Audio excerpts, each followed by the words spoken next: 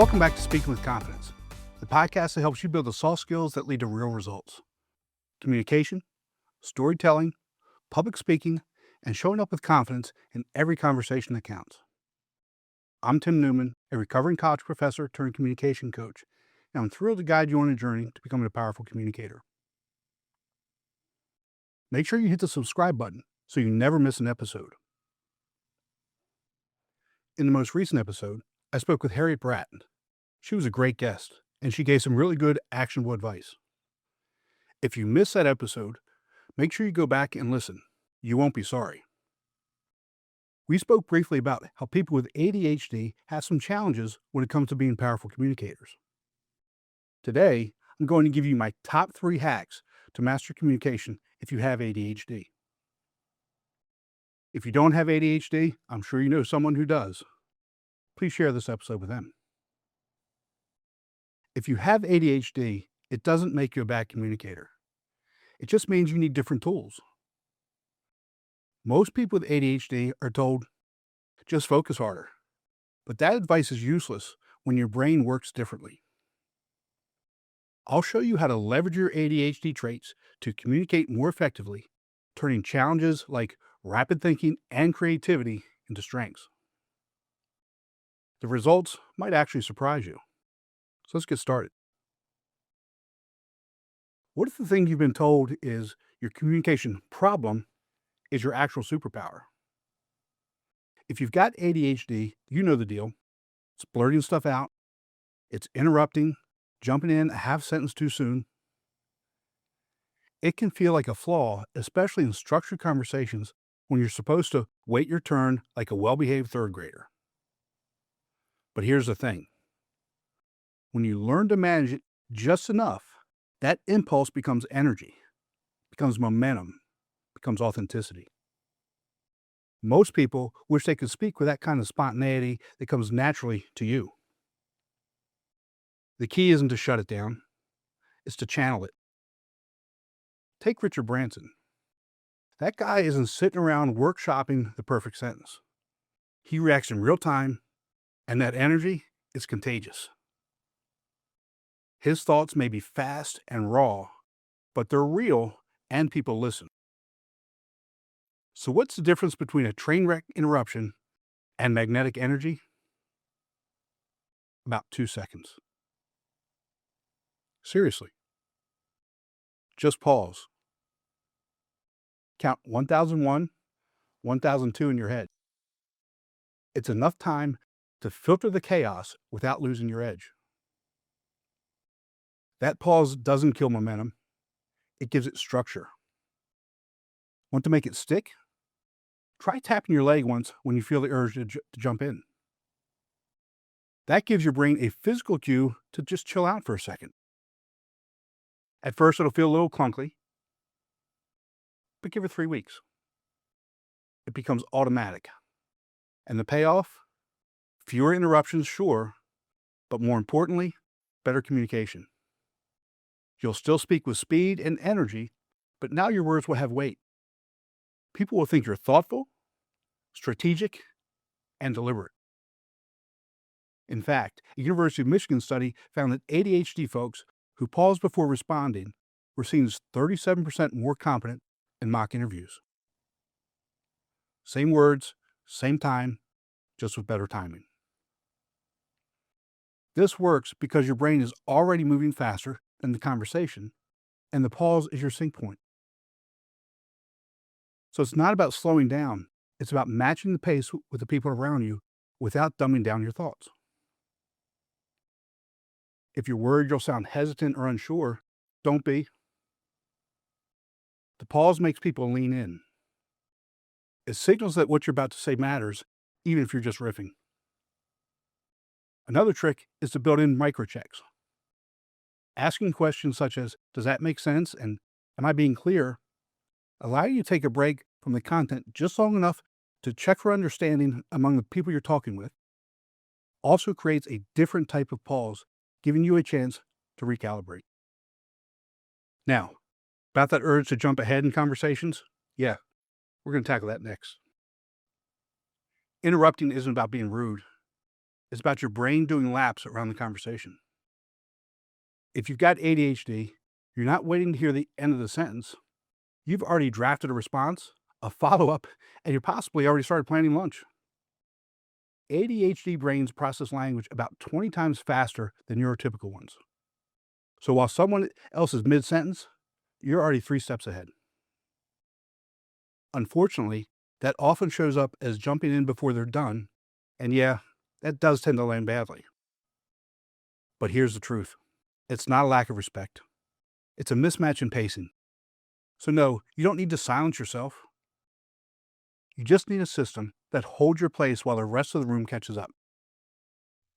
Start with nonverbal signals, especially in work settings or regular group conversations. Something simple like a quick hand raise can signal, I've got something to add without cutting someone off. It's a small move that keeps your place mentally and shows respect for the speaker. It redirects the impulse from speak now to hold tight, and that alone makes a huge difference. And it works. A 2023 study in the Journal of Attention Disorders found that adults with ADHD who used a simple signal system cut their interruptions by 62% in just 6 weeks. As a bonus, they reported less tensions in meetings and felt like their input actually landed better.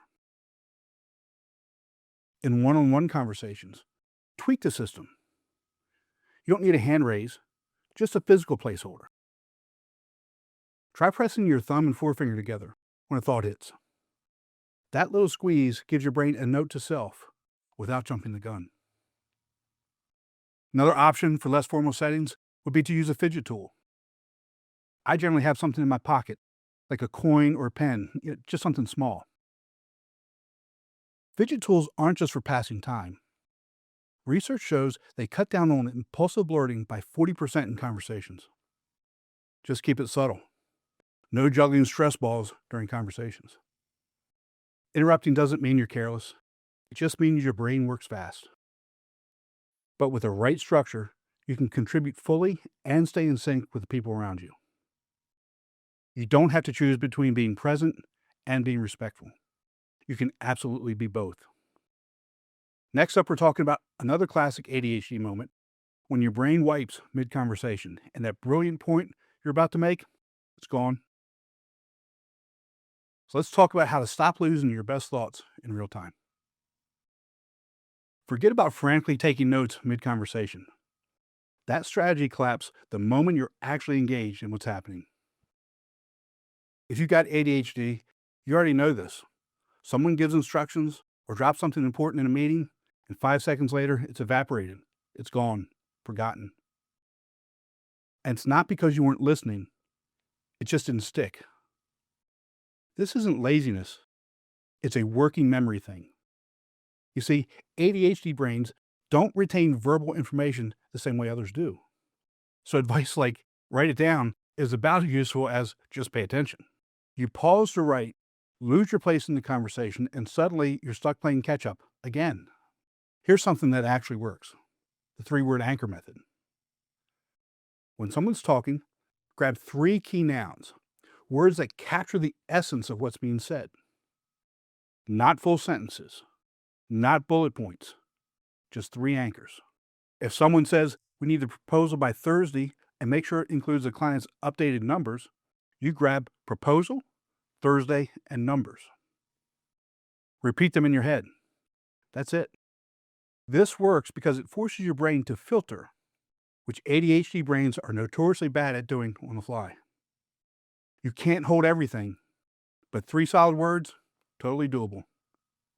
And they act like bookmarks, pulling the rest of the memory back when you actually need it. Now let's take that and level it up. Attach a physical cue to each word. Tap your leg for 1, tap your foot for the 2nd, and maybe press your tongue on the roof of your mouth for the 3rd. Is it weird? Yeah. Is it effective? Absolutely.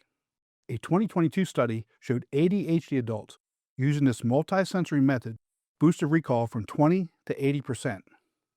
It's not magic, it's neuroscience. You're tying the verbal to the physical to make it harder to forget, and it works anywhere. In the doctor's office, try symptoms meds and allergy. On a Zoom call, how about deadline, deliverables, and client? But keep it concrete. No abstract fluff like alignment or synergy. Your brain doesn't have time to decode that nonsense. It's important to understand that timing is key here. Don't wait. The moment you hear something important, lock it in. Delay kills memory when you've got ADHD. This method doesn't replace note-taking entirely, but it does give you a way to function in real time without constantly relying on a pen or an app. The bottom line, your typical communication strategies weren't built for you, but this one is. And the more you practice it, the more second nature it becomes. Next, we need to understand why breaking the standard rules of communication might actually make you better at it. ADHD communication challenges stem from mismatched expectations, not defects. Your brain's wiring requires tailored strategies, not forced conformity.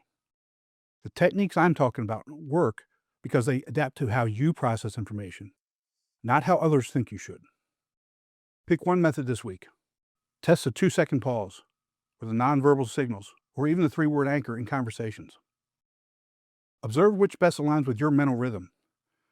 Track changes in how others respond and how much less energy you expend compensating for unworkable norms. The thing is, most effective communicators don't master ADHD. They embrace it, they lean into it, and they direct it. Your traits, when harnessed, create engagement others can't replicate. Start with a single strategy and refine it. Remember, we're looking for progress, not perfection. That's all for today. Be sure to visit speakingwithconfidencepodcast.com to get your free ebook, The Top 21 Challenges for Public Speakers and How to Overcome Them. You can also register for the Forming for Public Speaking course. Always remember, your voice has the power to change the world. We'll talk to you next time. Take care.